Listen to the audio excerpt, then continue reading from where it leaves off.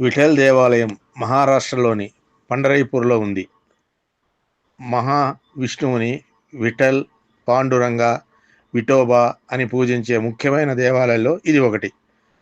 పండరీపురాన్ని నాదబ్రహ్మ క్షేత్రమని కూడా పిలుస్తారు. స్వామి పాదాలు తాకి మన నుదుటిని ఆయన పాదాలపై ఉంచగలిగే ఏకైక ఆలయం ఇది. రాధా రాణి పట్ల కృష్ణుడికి ఉన్న సాన్నిహిత్యాన్ని చూసి దేవి రుక్మిణమ్మ నిరాశ చెందిందని చెబుతుంది ఈ కథ. రుక్మిణీమాత దిండీర్ వనం వద్దకు వెళ్ళి తపస్సు ప్రారంభించింది.